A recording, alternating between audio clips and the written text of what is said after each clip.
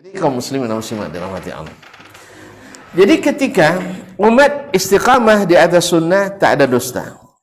Tapi ketika mulai menyimpang dari sunnah mulai ada dusta. Semakin jauh dia berbuat, semakin banyak dia menambah, semakin asik dia memodifikasi, akan mulai semakin banyak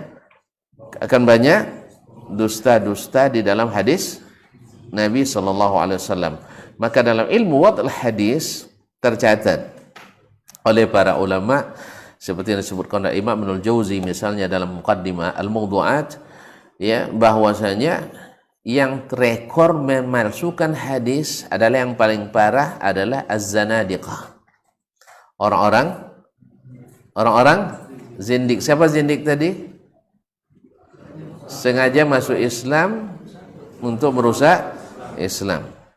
Ini ahli memalsukan untuk mengacaukan pemahaman kaum muslimin.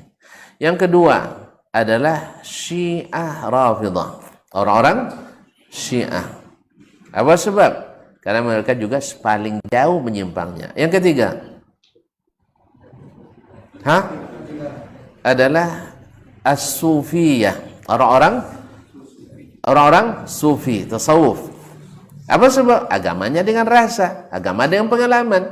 Akhirnya supaya pengalaman ini dikuatkan, maka perlu diriwayatkan. Akhirnya lahirlah sanad-sanad palsu untuk menguatkan. Mereka asal baik niatnya pasti diterima. Akhirnya dibuatkan perkataan yang baik, lalu dipasang sanadnya yang menurut mereka baik. Tetapi kalau ahli-ahli hadis membuka borok itu. Yang keempat, yang paling banyak. Ini juara bertahan nih kaum muslimin tuh datang. Nah, adalah para penceramah al-qussas, yaitu para penceramah. Atau penceramah harus pandai bercerita. Jadi banyak karangannya. Jadi oleh sebab itu para penceramah punya peran penting juga memalsukan hadis.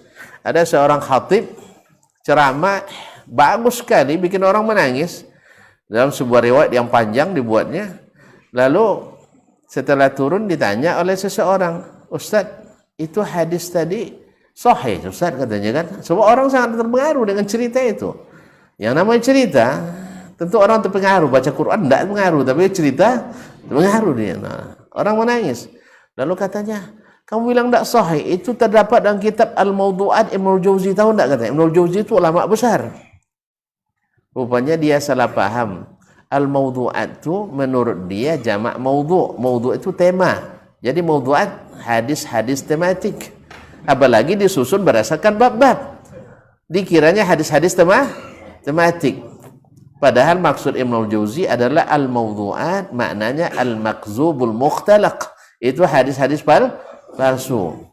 Jadi lain menurut penulis, lain menurut pembaca.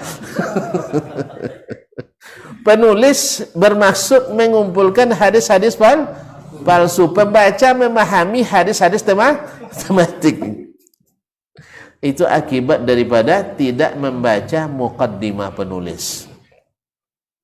Jadi berapa banyak yang mutasyabihat akhirnya dianggap seolah-olah muhkamat. Akhirnya ini yang terjadi. Ma'asyiral kiram. Nah, para penceramah termasuk yang juga ahli bikin cerita. Maka jangan aneh kalau nak kondang kita harus pandai berceramah. Biar hebat ceramahnya harus pandai bercerita. Biar banyak ceritanya harus pandai mengarang.